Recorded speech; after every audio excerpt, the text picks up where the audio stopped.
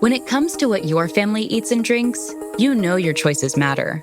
You're the expert because you know what fits your life. And getting it right starts with good information. That's why America's beverage companies are sharing more information about our ingredients at goodtoknowfacts.org. No spin, no judgments, just the facts straight from the experts for more than 140 beverage ingredients. Visit goodtoknowfacts.org. Shawn French, what up?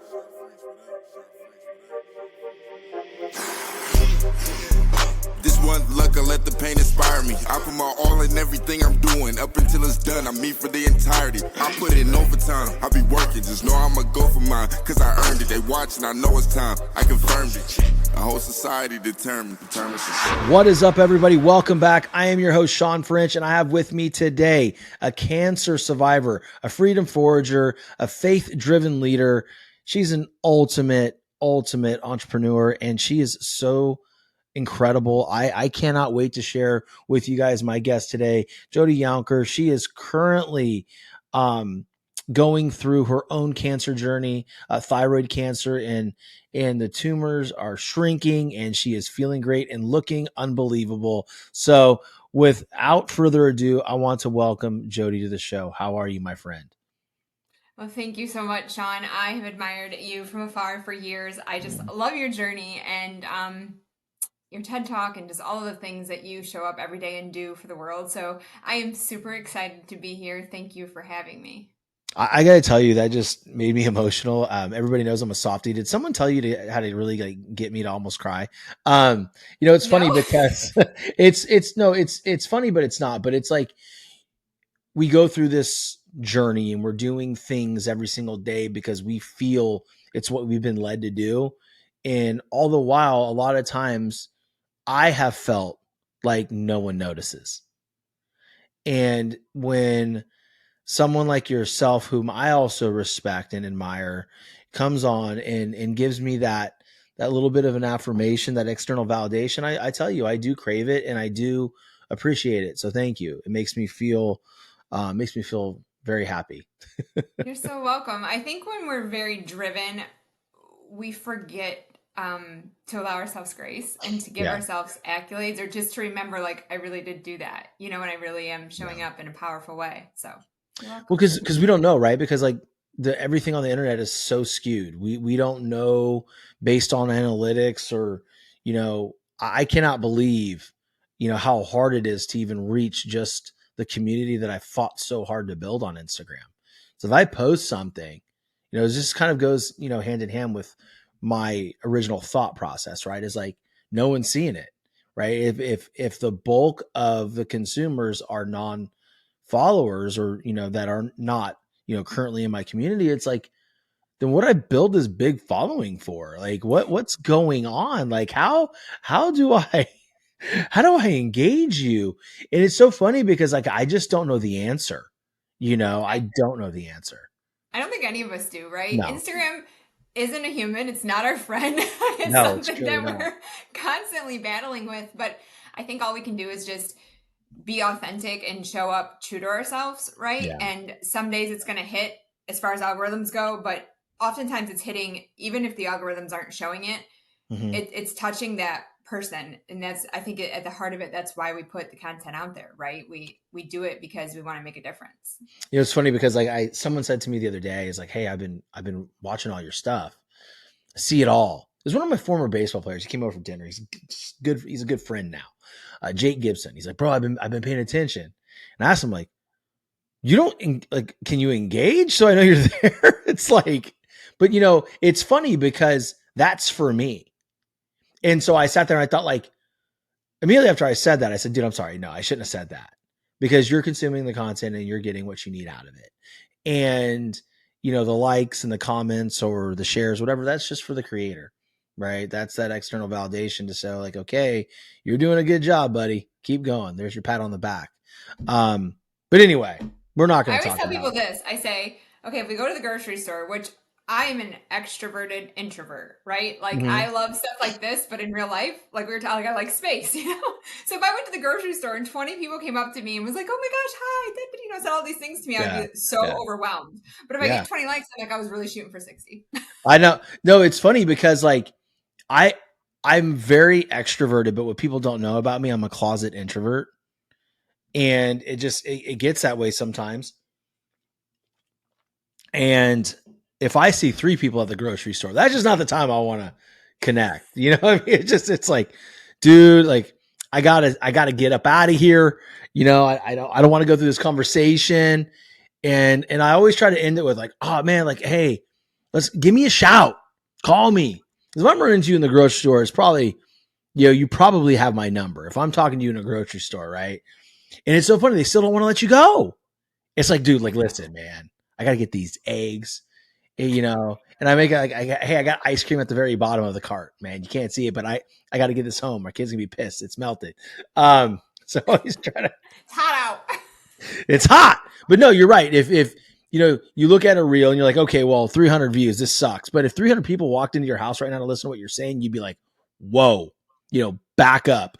And that just gets into the whole vanity metrics and comparisons and, all that kind of stuff. But, the road I really want to go down right now, though, is I would like for the audience that hasn't connected with you and hasn't learned about Jody, tell them a little bit about yourself, what you do and what you're going through right now so they could have some context. Okay, awesome. So I, for the past 20 years, worked in the corporate world, leadership, sales. It was like that's what I did, right? And toward the last 5-6 years, I've really focused on more of an entrepreneurial journey, having multiple streams of income, really lifting my lid, meeting different groups of people, mentorships, all of the things.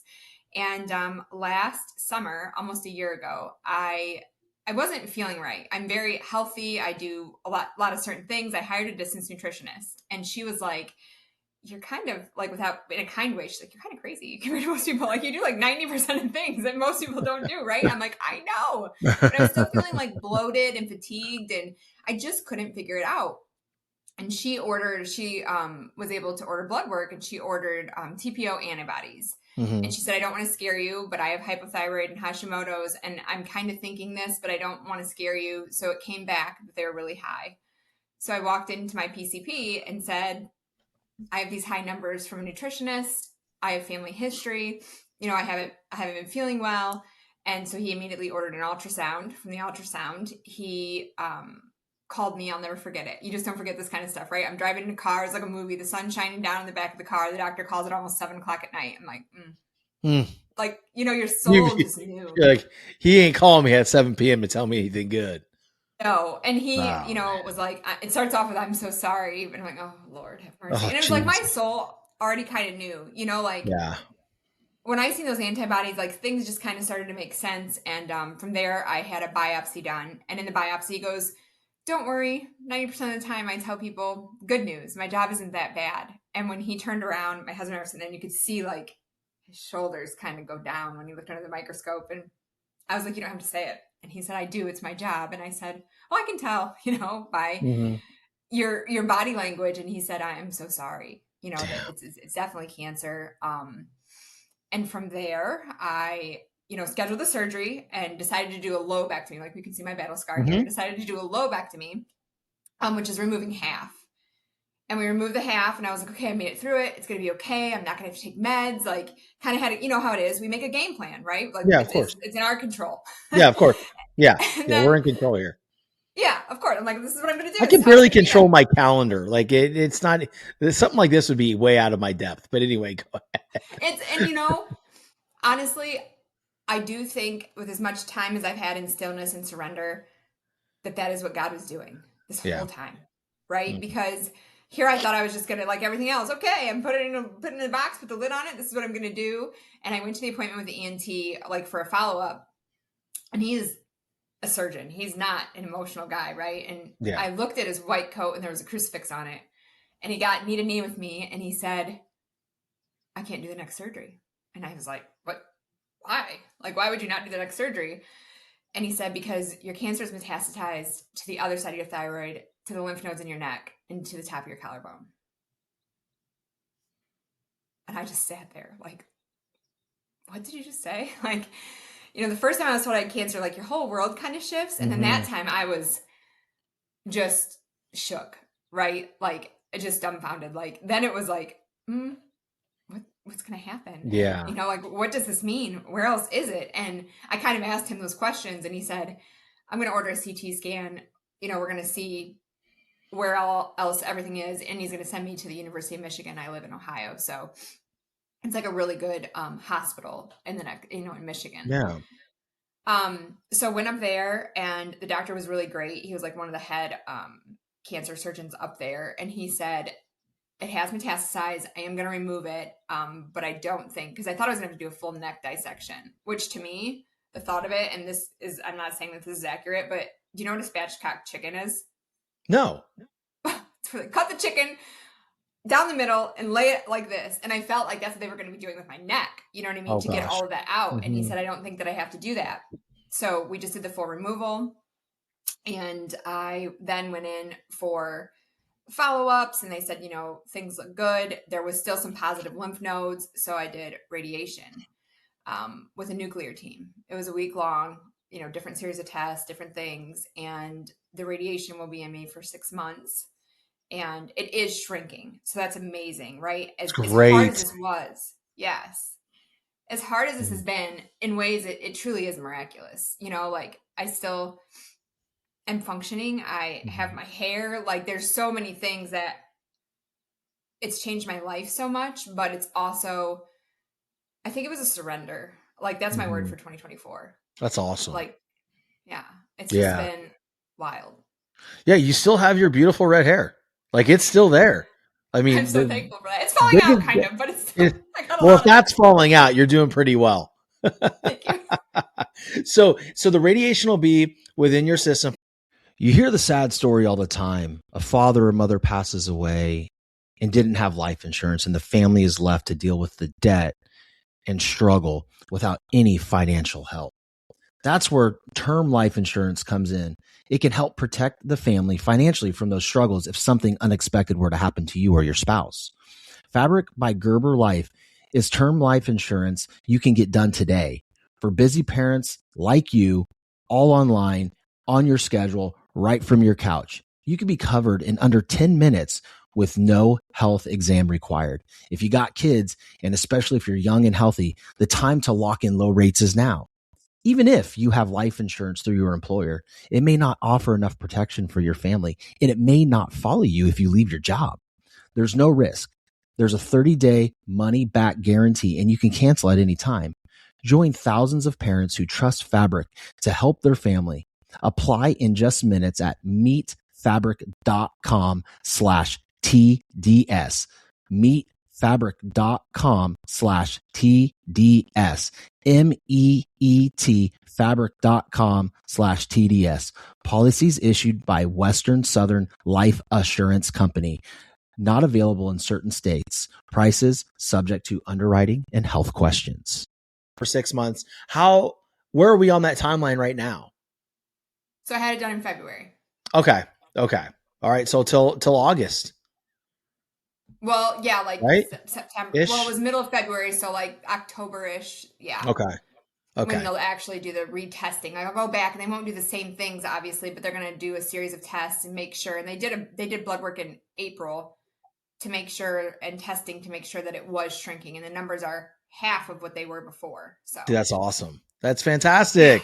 We're going to celebrate. Look at that.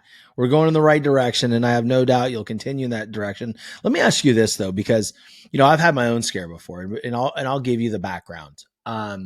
So I was doing life insurance tests at some point, and my liver enzymes were elevated, and so I couldn't get qualified for the amount of insurance that I wanted, and so I just kind of let it be. I was like, no big deal. I'm not sick. I was very overweight at the time. And I figured that might be it. And I was doing some drinking. Okay. So I figured like, well, hell, I don't have very healthy life habits right now. Surely my blood work and everything within my, organs is not going to be happy with me. So I let it chill for a while. And then I got to a point where I was really tired. I couldn't put on muscle mass. I wasn't burning fat. And so I went and got my blood work done. I found that I was extremely low in the testosterone area. And, I played sports, Division I baseball. I never supplemented testosterone back in the day. If you catch what I'm saying, I never did steroids or anything like that. So it was odd to me that my test was so low, but that wasn't my main concern. They came back and they said, like, dude, your liver enzymes are like really high. Like, you need to go get checked out. I'm like, dude, I'm freaking fine, man. Good. And so I went down this journey. They did an ultrasound and they say found some polyps on my gallbladder. Right. But that's even, they can take that out as long as you catch it. It's quick. It's easy. Right. But then they saw, like, okay, your liver's inflamed a little bit, and, it's a little angry. So then they did more appointments. Like, they did what was it? We did an MRI with contrast, a CAT scan with contrast, or some crazy stuff like that. And it really got down to a point where they could not figure out what was wrong. But can't. They didn't know. And so they said, well, we want to do a transjugular liver biopsy. I'm like, what in the are you talking about? And they started saying, well, we gotta make sure your pancreas is good. I'm like, whoa, what the fuck? Like, that for me right there is a hard stop. Like, my grandmother passed away of pancreatic cancer in 1997. My first love, my first girlfriend passed away, 15 something years ago from pancreatic cancer. And she was actually my girlfriend when my grandma died of pancreatic cancer. Crazy, major trigger for me. At that point, I was crying in the corner all night, and I couldn't even put my youngest daughter down to bed without losing my mind. Right. And so fast forward, did the liver biopsy. There's like, hey, we'll have the results, in a couple days. A couple days goes by, nothing. I'm like, oh shit, I have liver cancer. I'm done. Like, I am done. And I finally got a hold of the records department, like, oh, well, we sent the specimen to Johns Hopkins. I'm like, what in the world? Like, y'all. And they're like, no. I should have said it's normal. We send all of our biopsies there. I'm like, okay. So came back, minor scarring. Like, they called it what? Minor fibrosis, right? It looks like I just went to college. I do not have fatty liver. There is no cancer. My liver enzymes are still high, and no one can tell me why. To this day. To this day, they're still high. They're high. They go up, they go down, they go up, they go down. But dude, yeah. So long story long, I had to go through this liver biopsy, and it was just the most terrifying moment. And so my next question is, it wasn't a reality for me. For you, it was a reality. You have a husband, you have children. How many children do you have? One son. One son, about to be a senior in high school. Dude, walk me through that. Because I think that's everybody listening right now. That's what they want to hear, right? Because we all take our loved ones for granted at some level every single day. Right. We do. It's human nature. It's hard. But to get that news, walk us through that. I think that was the hardest part, right? Like, when I was told initially that I had cancer, my husband was sitting in the room, and he's not a real emotional guy, right? And I couldn't even look at him because I thought, okay, I kind of knew this is true. And I knew if I looked over at him, I would lose it, right? And I did not want to lose it in front of this gentleman that did the biopsy. So we get in the car, and he's just like, I can't believe it. And he, obviously has been there for me. I think for me, the hardest part when I found out that it had metastasized, and like you said, it's human nature for us. When something's wrong with us, we're like, oh, worst case scenario. I'm not going to see my kids grow up. This is going to happen. Like, what is my wife going to do? What husband? Like, we spin, right? Yeah. And that's why mindset is so important. But one day, a couple days after I found out that it had metastasized, my son came home, and he was like, we have a long couch, and he was leaned up against it, and he was like fumbling around with his foot. And he's like, I want to ask you something. And I was like, you can ask me anything. You're my only kid. And he's like, I don't know if I can ask you. And I said, what do you want to ask me? Just ask me. And he like bit his lower lip a little bit. And he's like, And I was like, it's so hard to say to this day. I'm like, you want to know if I'm going to die? And he was like, yeah, I do. And I was like, no. And he's like, are you sure? And I was like, I'm sure. He's like, you're my mom. Like, you're my best friend. And I was like, I'm sure. So I think when you go through something like that, that's the hardest thing I've ever been through. That makes everything else seem so small. You know, when you have to look at, I mean, you know how much you love your children, the only one you got, and you're like, no, and in your head, you're like, shit, I hope not. You know what I mean? Man. And Yeah. that forces you to lean on God.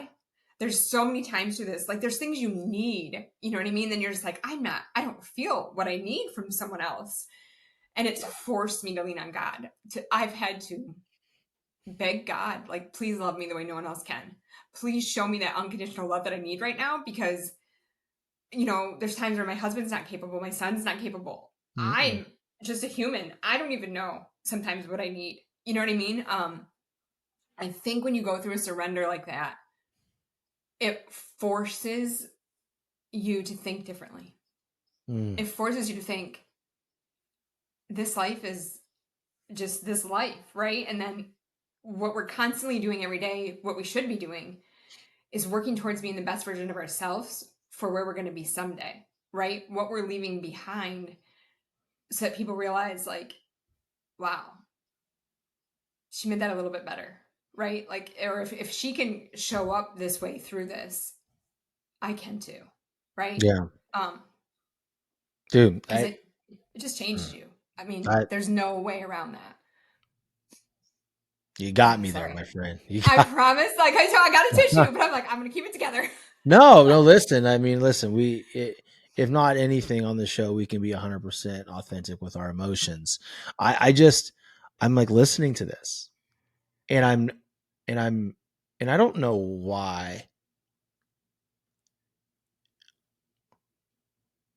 Anytime that I start worrying about myself, I always think, what's my son gonna do?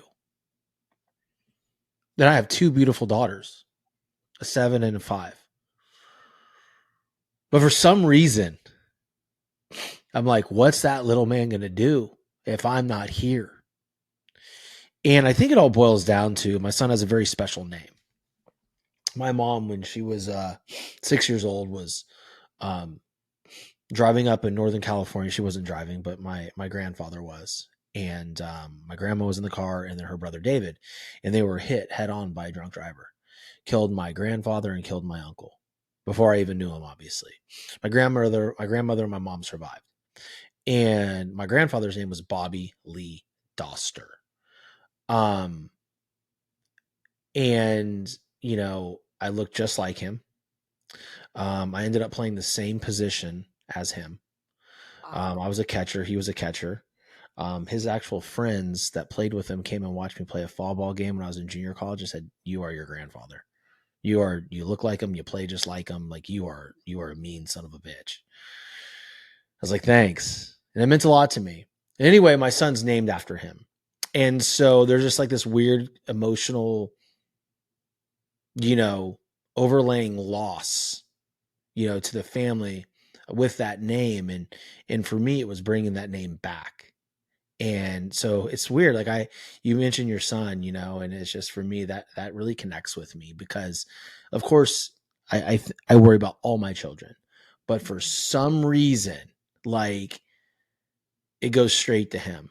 I don't know if it's because he was my first or if it's because of the name or what it is, man, but it is heavy, you know. And the one person that I think the one child that I think would be completely toast if I were to leave this earth would be my youngest. She would, I don't know what she would do. I don't know what she would do. Um, my wife had a really hard time when she lost her dad to lung cancer and she was 14. And I feel that that relationship with her father has transmutated to, I don't even know if that's the right word, but sounded Okay, I make up freaking words all cool. the time. Sound cool, right? Um, well, IQ is low, people. I don't know what you want from me. I have a good voice. That's it. Um, but like my daughter and I have that close relationship, like that inseparable close relationship that my wife and her father had. So, I don't know, I'm rambling now, but those are the things, like, I'm going through these emotions, as your, son's asking you, like, Mom, are you going to live? Are you going to die? Like, that shit's heavy, man. It's heavy. It's fun. That's not funny, but I used to always pray. I'm divorced. I'm married now, but I've been with my husband for 10 years, but it's not Dom's father. And I used to always pray once we had, Lord, let me live until that boy's grown, And then when this happened, I'm like, this is not what I meant. No. I meant like 75. My grandkids, all the things. And he has aspirations. He's a very good football player. He wants to play D1 or D2 college ball. And, this is a pinnacle for him. We're actually going to a camp on Saturday. And I just want to show him also, like, you can do anything regardless of what happens to you. Right. Yeah. And for me, it gave me the strength. Like, I've been miserable in corporate and sales and leadership for years, but terrible. I was the same. It's terrible. Like, terrible. What to do, how to go, no matter what I do. Like, worst shit ever. We can get to that. I want to that is the worst stuff ever. Yeah. Like, it's gone off. Yeah. As much as this has been hard, it's a different kind of hard because it gave me the courage to be like, I was sitting in a board meeting and it sounded like the Muppets, like, they fight. I'm just like, this is so ridiculous. My boss was the only one that knew at the time. I looked at him, I was like, I'm done. It was insane. And I was like, I'll bring my stuff Monday. I walked out of that building, and when I seen the light, I was like, I felt so free. I had no idea what I was going to do, but it gave me the courage to be like, I'm not going back. Yeah. Life's short. That corporate racket, man, I tell you what, I lived it for a lot of years. I walked away in January. Walked away for my own payroll company. Well, I have a partner, and then of course my show, and we have a whole massive relaunch coming. Partners are in now, and it's going to look different, but that was scary. I bet on myself though. And for me, I can't stand when my phone rings when someone's calling me just to check in or to say, hey, just checking in, say what's going on, like how are you? And then it goes into a whole 35-minute conversation of my business and where it's at and what I'm doing and how I'm doing it and who I'm seeing today. I just feel like there's a time and place for that. And I feel that's like when you're at the quadrant of level 1 sales skills. But once you reach a point where you understand the product, whether it's a medical product, you got to know the clinical efficacy, or if it's just selling payroll, you got to know your product. And once you know it, you should be trusted with a little bit of freedom. But I also understand when people aren't out there doing their job, right? You have to keep your tabs on those people. But then the problem lies when, can't hear you. Those people aren't doing their jobs. And, now the top producers are being hounded more because they know, okay, I do. Yes. And we'll go out. Like, I need 4 more deals to make up for this. Like, dude, I'll get that for you tomorrow. No big deal. Boom. Right. But that's the problem, right? Like the corporate environment, I think, is great to get started. I think it is awesome to have benefits that, you can trust. I mean, cause as a self-employed individual, the benefits suck. Like it's hard because you're not a part of a big group. Right. But do you want to know the last thing that I did? I was a health insurance broker. Oh God. After being on this side of it and knowing what I know versus what families don't know, I mean, that breaks my heart open. I can't, there's no way. Like, it was one thing to sit on it thinking I was making a difference. And now being on this side, I'm like, no, there's just no way. Corporate is everything you said. It's insane. It just, like, I pride myself, like, with my employees and the people that I deal with, to not be like that. But at the same time, we need to run business, right? And we need people that are going to go out there and get stuff done. That's just the way it is. And what you find is you can't always depend on other people, right? You got to do it all yourself. So, but all right. So listen. So you're going through it. Everything's shrunk by 50% from what I gather. How are you feeling every day? And what's kind of what are you doing in your life for others right now? Because I know you're focused on other people and you you do a lot of amazing things. So why don't you share with the audience what you do? So you asked me two parts there of the question. The first part, I forget That's the what it was. ADHD. I'm sorry. This had happened. It You're going to get a taste of it every now and again. Deal with it. totally have ADHD. You said, what the heck did you say though? I don't know. I don't know. I forget. So I think I said something around the tunes of, everything's shrunk by 50%. Yep. So what are your days looking like now? What are you doing? You're an entrepreneur. So how are you helping others? Yeah. Southwest Florida is one of the most beautiful places on the planet to live. For those of you that are thinking of moving from other states to come to Florida, or even just moving to a different part of the state, I want you to think of a big, beautiful luxury home. Contact Legacy Luxury Builders. They are a family-owned and operated luxury residential construction company.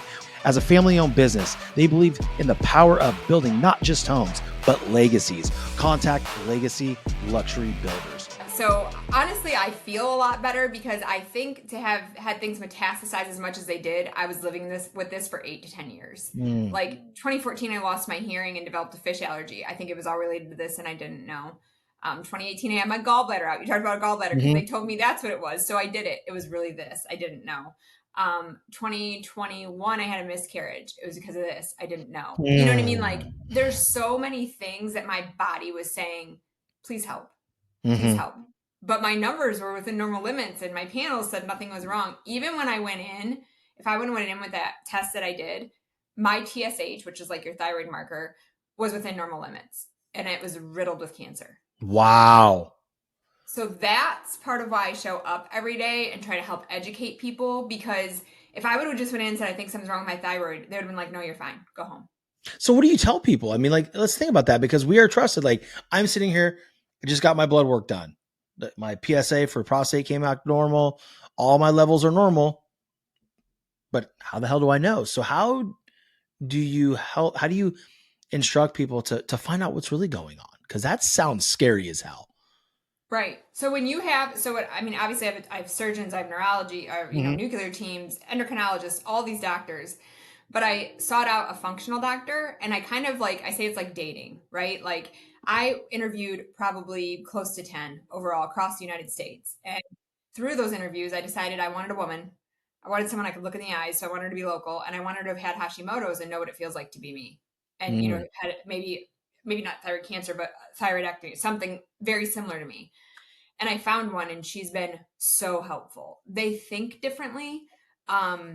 She's willing to let me play an active role in my treatment. I educate myself on, okay, if you want to put me on this or you think this, let me do some research and let me figure it out. I think so many of us are guilty of just being sheep. You go in and they say, well, this is this. And you're like, okay, bye, let me go home. No. Yeah. These are our lives. You have to research okay, if your liver enzymes are high, you have to research what would cause them to be high. How do I find a doctor who understands this and who can figure out what it means? Because I will tell you, our bodies don't just do something like that for no reason. Something's off. Yep. Right. And that's the thing, dude. I went to internal meds. I went through everything. It's like, damn. Now here, I didn't mean to interrupt you, but I did find this one thing. So my EBV levels were high. So at one point I had mono, right? That's what that means. Epstein-Barr virus. Now, I have Epstein-Barr. I know there's the different stages of Epstein-Barr, right? And one of the stages is like 4th stage, and it's not like cancer, people. So don't, right? No, I say it's stages, an autoimmune disease. Yeah, it's and I tested negative for autoimmune. Okay, however, stage 4 of Epstein-Barr settles into your liver. And let me just tell you this. Okay, I'm not a doctor, not claiming to be, but Epstein-Barr is an autoimmune. I wish you were a doctor. Figure this thing out because if you have one autoimmune, you have more. Okay, so you probably have other autoimmune issues because Epstein-Barr is autoimmune related, and low dose naltrexone (LDN) helps so much with that. Helps with inflammation, helps with Epstein-Barr, because Epstein-Barr, what can happen when you're saying your levels are high and then they're low, Epstein-Barr can flare up, and Epstein-Barr can come back down. So when the flares up, do you get really tired and just not want to do shit? Yeah. So it all goes back to this one moment for me, and I don't know that it was this because I drank a lot that weekend. I might have been dehydrated. My best friend in the world got married. I think maybe in 2009, 8 or 9, at Megan's Bay in St. Thomas. Justin Higgins, I grew up with the guy, married beautiful woman, Brooke Higgins, who's now one of my closest friends. Known the kid since I was 11 years old. And I got back from that trip and I couldn't leave the couch for like 2 weeks. I don't know what happened. I was just, my body hurt. I was dizzy. Like I got the 2 days after I got back, the night I got back, I went out with my friends. Everything was fine. Slept, went to a baseball camp. And when I woke up, I felt like when I woke up, I walked and I hit the wall. I'm like, what the hell is this? Right. That's strange. And then I got to the baseball field and I was spinning. And I looked at the guy that I coach with. I'm like, Josh, bro, I got to go home. I can't see. I was driving on the interstate and I felt like my body was going like this. And then I was just out for 2 weeks. I got really bloated, really big. And I don't know, like that's when it started for me. Like there's multiple times throughout the year that I'll get really like, I can't today. I gotta sit on my ass and watch TV or lay down all day. And it's not being me being lazy. It's like, I literally can't move. That's definitely something, right? Yeah. Something is happening to your body where it's like, hey, help us. And that's something I've learned is like our bodies will tell us that. One of the doctor, like the internal medicine doctor or someone you're seeing, I would talk about low dose naltrexone because I think that I take that every night and it's helped me a lot with inflammation and and I totally changed my diet, right? Like I don't eat any gluten. I have very limited dairy. I know what my triggers are now. And before all this time, the last 10 years, I was just living my life thinking I could do whatever I wanted. Had no clue I had any of this wrong. Nutrition plays a big role. I was doing the complete wrong exercises. I'm type A doer driver. So of course I love HIIT workouts and heavy, like if more intense, the better, let's compete, and my doctor was like, you need to quit. You can't do that anymore. You need to walk and do strength training. I feel so much better. Oh, I bet. I've lost like 20 pounds through all of this because I'm like actually paying attention to what my body needs. You know what I mean? That's cool. So I try to show up. I try to tell people that. I try to help people with, different things that are going to be relatable, that are going to help them, that are going to educate them, just like this, that are going to help them live a better life. I am a huge believer in the Kangen water machine. Like, I think anything you can do to change your lifestyle and stop so many toxic products from being in your home and being on your body, it all matters. I mean, what you put on your body, what you put in your body. I'm just kind of like walking through that organically. Yeah. Because I basically was forced to.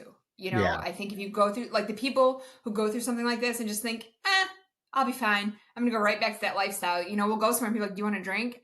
And I'm like, no. And it's not because I won't drink, but it's because I already have poison in my body. Yeah.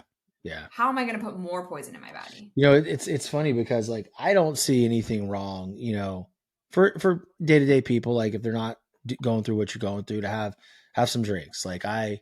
I don't either. I think the other night we had like a little bit of a party and I had one beer and I'm like, yeah, I'm done. Like, I just don't crave that like I used to. I don't like how it makes me feel. And a lot of it is because, if my liver enzymes are high, it means it's not functioning like it should. So I'm not metabolizing alcohol like I used to. Right. So it makes me feel really bad the next day. If I have more than 3 alcoholic beverages, doesn't matter. It could be spread out. The next day, I do not feel well. Like so for me, that plays a big role. It's like, to your point, like, okay, if it makes me feel like this, why am I going to do it? Exactly. I'm just not going to do it. Right now, if I can only get to that part with pizza, like then I would be probably shredded. Okay. Cause I love pizza, but to your point, like I've learned if I have pizza, I have 2 pieces and that's it.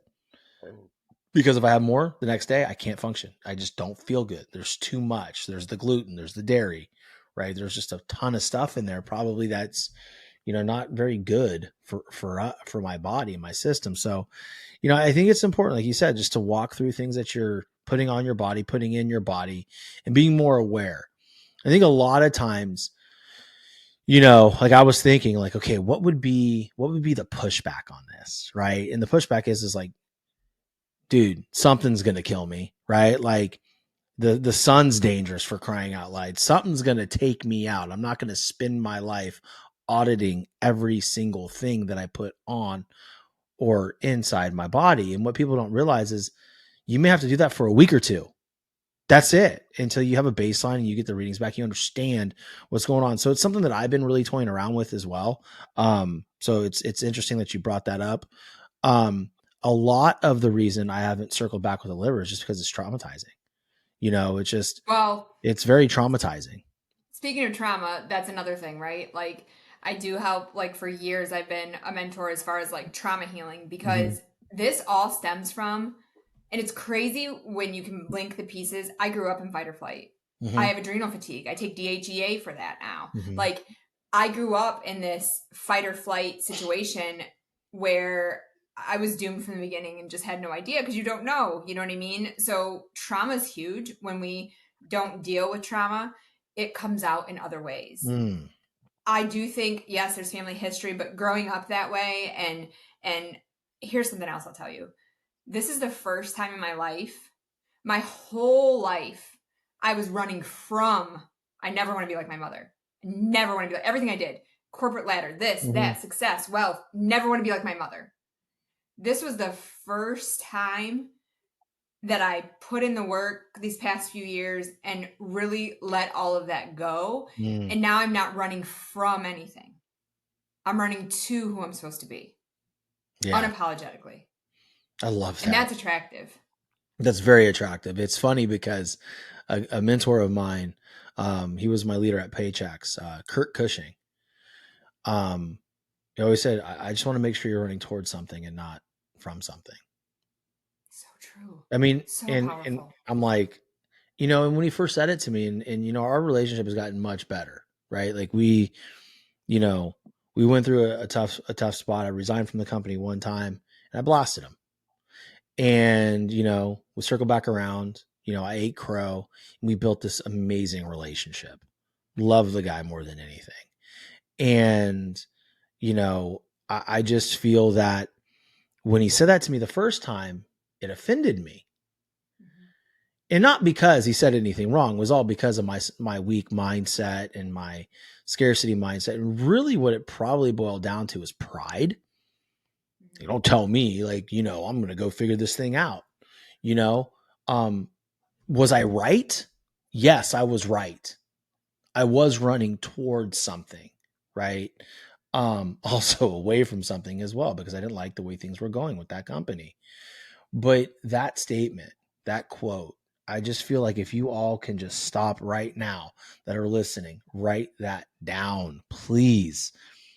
Always make sure you're running towards something, not away from something. And what Jody's saying is she's running towards the person she is going to be, who is she supposed to be, unapologetically. And I think that that's what I've learned lately is unapologetically. I don't worry about how people are going to take me anymore, because I know I don't have any bad intentions. I know I'm not That's it, acting. right? Yeah, I'm not acting disrespectfully. You may not like me, and you may not like what I put out, but it's funny how I never catch hate. Never. Like other creators doing what I'm doing, they're putting things out that are less controversial than the things that I say, and I never get hate for it. And y'all listen, like I'm not asking you to come hate on me, right? But I think it's because people can actually see my heart. Yeah. I feel that. I felt that through you over time. Absolutely. And I think that's it too. So it's when your heart is pure. It's when God knows your heart. It's when your intentions are good. It's when your intentions are right. Like 5 years ago, I'm pointing over here because that's where I sit for my AM intentional time. People say, how can I pray for you? And then maybe you pray in that moment and you forget. I have a prayer book. It's so long. It takes, I feel like my grandma, like she used to get up in the morning and she'd go through all these prayers, but I feel like it's so important. Like if you're going to say you're those things, you need to really be those things. And when you start integrating yourself with that and the word, and things just start to look really different. And if I didn't have that, I could never have the grace and elegance that I've had through this situation, because it's flipped my life upside down. Right. And I'm just trying to use it for the good. I know that God has a plan. I know, and I'm just trying to be a good disciple in the sense of like, okay, this is how it's made me stronger. This is where you want me to go. And just praying into that every day and your belief, right? this morning when I was getting ready, I even said this in my stories today. It's your belief. The times in my life, like, I don't know if you can see like those shiny things back there, that Yeah. I've been in the corporate world and got all these, awards and different things. I had this relentless belief that it was already done. I Mm-hmm. started at the bottom, like, I want to get it to the top. I'm going to show you. I'm going to do it in 6 months. And that's what it takes, Yeah. right? Yeah. And I think we lose that sometimes, or we have this comparison thing. One of my bosses one time, I'll never forget this. Sometimes he was great and sometimes he was an ass. But Mm-hmm. he said this and it was so true. He said, don't compare, relate.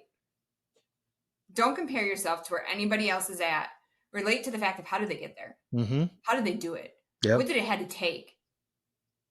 So it's so amazing because you talk about the shiny things. I have mine in a box somewhere. But it's like, and just because I can't put it behind anywhere, so there's nowhere to put it. So, I love um, your wall though. It's cute. thank you. Welcome. But the awards, like every month, they come out with, sales conference. You got to hit this revenue, this many units, and you're going here. Here are the bonuses. I'm like, fuck, bet. Done. It's a game. It's a game It's to like, us. okay, how fast can I get there? Like, okay, cool. Awesome. You want to play? Let's play. And I would thrive on new people coming in. And they would always go, I would be introduced to them like at kickoffs, like annual kickoffs or whatever. And like, oh, like I've heard a lot about you. Like, hey, I'm going to beat you this year. I just look at them. I go, hope you're ready for a ride, bud. Cause you have no idea what you just did. And they're like, what's that? I go, you just put a target on your back. And I will make sure every single day that you feel me and see me coming. And True. and they look at me like, no, I'm just saying. I'm like, no, I'm just saying. Here's your first lesson. And within like 3 months, they'd call me like, hey, I shouldn't have said that to you. Can you help me? I'm like, absolutely. What do you need? Like, I would be the first person to mentor and to take them under my wing and to help them. But like, it was a game to me. It, like, to your point, and it's so funny. And I think you will be able to relate to this. When you go into entrepreneurship, you still know those principles and they will work in entrepreneurship too, but we don't apply them right away. We don't apply them right away because of the trauma of the constant grind on the corporate end and all the things that we did, updating Salesforce, update Salesforce, update Salesforce. You get to this and you go, yeah, I'm going to do it differently. And what you realize is, no, those amazing things that you were taught in corporate, still do them, but do them under your own rules, and you'll see that you'll get much more traction sooner. But I just think it's funny because I didn't operate like that for a long time. Then I started to. I'm like, oh, there it is. Well, I think it's like breaking up, right? Like Yeah. when you break up, you like, oh, I don't like girls. Oh, I don't like boys, right? Mm-hmm. Like, oh, I'm so over that. Yeah. That's how it was with corporate in the beginning. Like, oh no, like. But then it's like, Yeah. okay, some of that stuff does really work. Yeah. I mean, for a while though, you're right. It's just like you just do not want to do anything that was associated with corporate America, even with some of the people that are maybe in your new organization that you are trying to coach through. You're like, I don't want to be like that. I'm going to give them more leeway. Then you realize, dude, you gave them an inch. They took 17 yards. Like, now you got to fire them. Right. Because it was my fault. Right. Because I didn't set the expectation because, I thought that we could do this differently, but then I have to realize not everybody's ready to think like that. Some people need that structure. Like when you first started corporate sales, you needed that structure. You needed that. You needed to be told. I needed to be told. When we get better, it's like we don't need it. But then when we transition into a different venture, we automatically think that everybody else is just like us. And isn't that funny? Weird too. It's like no one, I mean, like if you're going to hire somebody, they're not going to have the drive and the skills that you do. They would be doing the hiring if they did. Right. And so it's like, I'm not saying that they don't have the potential to be that, but it's like, dude, like,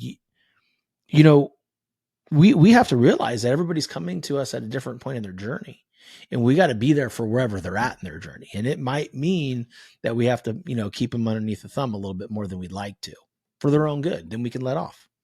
Well, But you can't do it in think reverse. too, right. And learning to accept people. Learning we need people that aren't like us around us, because if we were all like us, oh, mamma mia, right? Like, Me and my wife are relatively the same. It's like, I don't know how this house survives because we're both like super intense, Yeah, but it it's works. my husband and I are that way, and it's difficult sometimes, right? Like Uh-huh. we've always typically yin and yang pretty well, but Mhm. sometimes it's like we're both doing the same thing. Like, oh, that's not that Yeah. doesn't feel good. The standoff, right? The standoffs. Gotta Yeah, love those. Gotta absolutely. love those. But listen, I really enjoyed having you on the show, chatting with you. One thing that I learned, it's interesting. I thought you lived in Florida. Oh, that would be great. I want I that thought you is lived in Florida. Florida because I'm always at the ocean. I'm going to have a second house either in Florida or California. I fight with my husband for California, but he's like, no, No. there's too ridiculous on the cost and different things Yeah. there. Yeah. So it probably will end up being Florida, but I love the ocean. It's my favorite place to be. So maybe that's why you thought I lived by I it. just don't know. I thought you lived on the east coast of Florida. I thought you were like in West Palm. I thought you were like 2 hours from me. I was going to suggest Oh, lunch, but it'll be a little bit more of a commute than I thought. I'll be there. I'll be near there soon Well, when enough. you are, That you is need the to let me goal. know. When you come to Florida, you need to let me know. But I will. interesting. So I learned something new. But thank you so much for sharing your journey and just your heart and who you are with the audience. Before I let you go, tell them where they can find you and how they can best support you. Yeah, so I'm on Instagram, Jody Yonker, and Facebook and TikTok, and soon to be YouTube. That is the Ooh. next thing that I'm going to conquer. YouTube. That's fun. Yeah. And thank you for having me. You are just a light. And Thank don't you. forget that. The way you show up and pour into the world, it's noticed.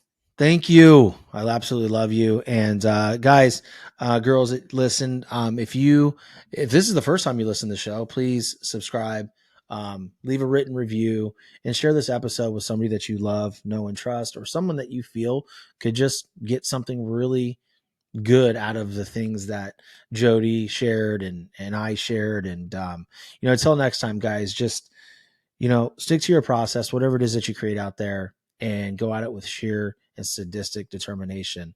And don't worry about the results. And let's see where you end up. Until next time, guys, peace out. Southwest Florida is one of the most beautiful places on the planet to live. For those of you that are thinking of moving from other states to come to Florida, or even just moving to a different part of the state, I want you to think of a big, beautiful luxury home. Contact Legacy Luxury Builders.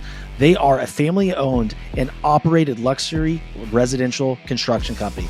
As a family-owned business, they believe in the power of building not just homes, but legacies. Contact Legacy Luxury Builders.